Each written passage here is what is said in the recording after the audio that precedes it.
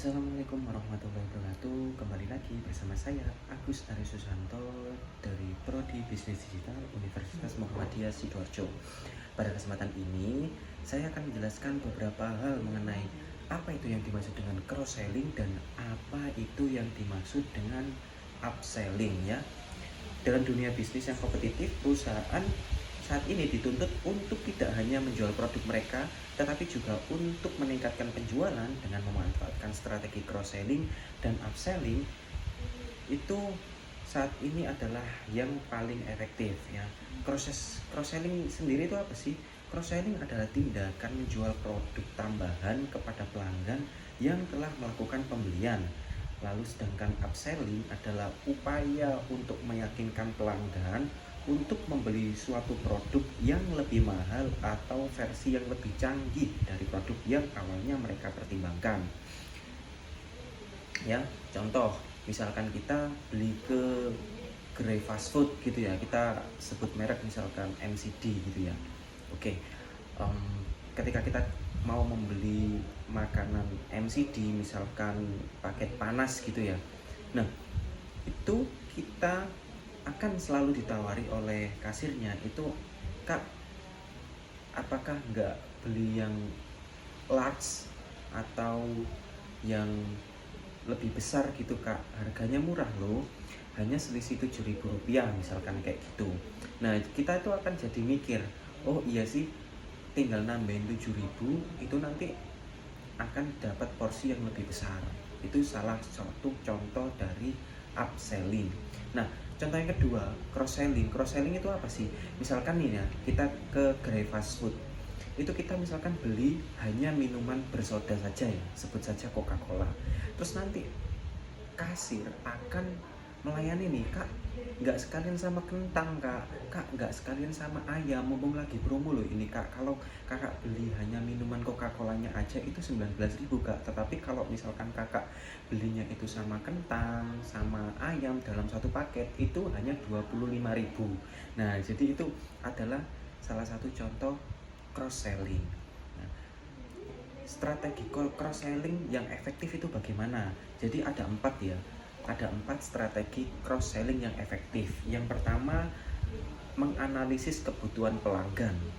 Sebelum menerapkan strategi cross selling, penting untuk memahami kebutuhan dan preferensi pelanggan. Analisis data, pembelian sebelumnya dan survei pelanggan dapat membantu perusahaan untuk menentukan produk tambahan yang sesuai dengan kebutuhan konsumen tersebut. Paket penawaran yang menarik ya. Buatlah paket penawaran yang menarik dalam menggabungkan produk-produk yang sering dibeli bersama. Misalnya nih, kita di sebuah toko buku gitu ya, biasanya orang itu sering membeli produk buku tulis gitu. Maka dan kita juga menjual produk ballpoint, lalu tepak untuk tempat wadah ballpoint itu tadi. Jadi itu dibundling saja ya, dibundling sedemikian rupa, terus nanti dikasih paket harga, misalkan pembelian paket A berisikan buku tulis, ballpoint, lalu tepak, itu harganya menjadi diskon, misalkan yang seharusnya itu kalau di total beli 3 secara terpisah itu katakanlah 30.000, dengan membeli produk bundling tersebut kita diskon menjadi 25.000. Tentu saja itu harus diperhitungkan dengan biaya kita HPP ya, harga pokok produksi. Terus sosial media dan email marketing. Manfaatkan media sosial dan kampanye email untuk menginformasikan pelanggan tentang produk tambahan. Berikan penawaran eksklusif kepada mereka yang telah melakukan pembelian sebelumnya. Hal ini akan mendorong mereka untuk membeli atau kembali ke toko kita. Jadi misalkan nih ya, kita memanfaatkan media sosial itu untuk promo gitu ya. Paket bundling, pembelian buku beserta tepak dan ballpoint dalam satu paket, kita akan mendapatkan harga yang sangat spesial gitu ya. Lalu layanan pelanggan yang ramah. Nah, jadi kita sebagai seorang pengusaha itu wajib ya, misalkan ada promo terbaru atau kita mau melakukan bundling, itu kita wajib mengedukasi bahwasanya produk yang dibundling ini harus tepat sasaran. Jangan sampai kita sebagai pengusaha lalai akan hal ini. Maksudnya gimana? Gini, misalkan nih ya, kita sebagai pengusaha di bidang retail alat tulis kantor gitu ya, ada promo bundling nih. Harusnya kan tadi promo bundling contohnya tadi ada buku, tepak, dan ballpoint. Itu jangan sampai kita mengejar target penjualan sehingga lalai. Produk ini ditujukan ke siapa ya? Nggak mungkin kan, misalkan ada produk tepak itu ditujukan ke mahasiswa, itu udah nggak prefer banget gitu ya, seperti itu. Ya harusnya yang ada tepaknya, bundling-bundling seperti itu ditujukan untuk ke anak SD, anak sekolah, atau ibu-ibu yang mempunyai anak yang masih aktif bersekolah, seperti itu ya, supaya nggak miss ya.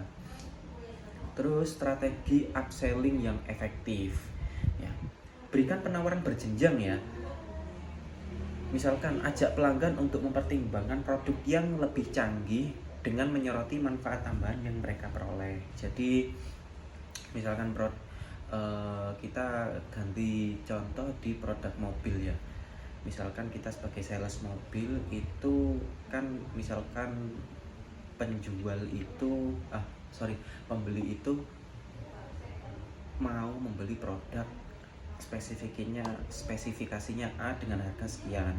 Nah, maka kita untuk melakukan upselling, kita kasih aja tuh edukasi dan pengertian bahwasanya produk B itu jauh lebih unggul dengan menambahkan biaya yang sedikit gitu ya. Penekanan kualitas dan keunggulan, fokus pada kualitas produk dan keunggulan yang membedakan versi yang lebih mahal. Berikan informasi yang jelas tentang fitur tambahan, daya tahan, atau teknologi terbaru yang dimiliki oleh produk yang lebih mahal. Lalu yang ketiga itu ada program loyalty. Buat program loyalitas yang memberikan insentif kepada pelanggan yang memilih untuk upgrade ke produk yang lebih mahal. Diskon, poin, reward, atau hadiah khusus dapat menjadi dorongan tambahan. Edukasi pelanggan ini sangat penting ya. Jadi sediakan materi edukatif tentang manfaat produk yang lebih mahal melalui situs web, blog, atau saluran media sosial manapun ya. Ini akan membangun pemahaman pelanggan tentang nilai tambah produk dan dapat meningkatkan kemungkinan mereka untuk melakukan upselling.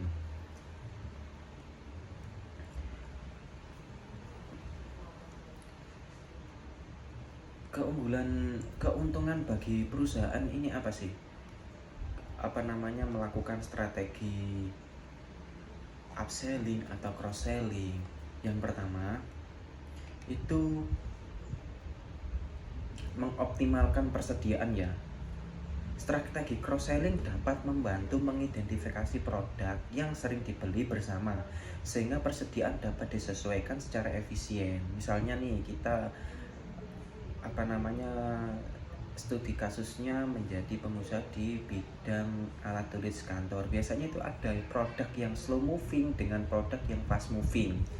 Nah, jika kita itu pandai dalam mengoptimalkan persediaan dan melakukan cross selling maupun upselling, produk yang destok tadi itu akan minim gitu loh.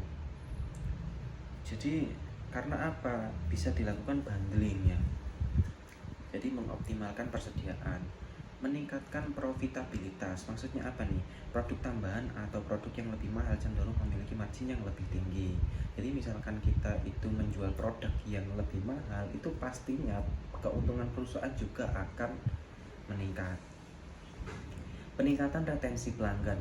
Pelanggan yang merasa diperhatikan dan mendapat nilai tambah lebih besar cenderung tetap setia pada perusahaan. Jadi inilah pentingnya mengedukasi staf kita dalam melakukan proses penjualan ya. Jadi itu akan meningkatkan retensi pelanggan. Jadi misalnya pelanggan ini kebutuhannya A, terus kita tawari kita tawari B, lalu kita edukasi mereka dengan lebih baik, akhirnya pelanggan itu memutuskan untuk membeli produk yang kita tawarkan tadi atau produk B, lalu pelanggan itu suka karena kita memberikan insight yang lebih kepada mereka, mereka pasti akan lebih interest kepada perusahaan kita. Jadi kesimpulannya ya, strategi cross selling dan upselling yang efektif membutuhkan pemahaman mendalam tentang pelanggan dan produk. Dengan memadukan analisis data, paket penawaran menarik, komunikasi efektif, dan program loyalitas meningkatkan kepuasan pelanggan dan memperkuat posisi mereka di pasar yang kompetitif. Dengan terus mengikuti tren industri dan merespon kebutuhan pelanggan, perusahaan dapat mencapai kesuksesan jangka panjang. Jadi terima kasih ya presentasi ini, terima kasih atas atensinya dan waktunya. Terima kasih. Wabillahi taufik wal hidayah. Wassalamualaikum warahmatullahi wabarakatuh.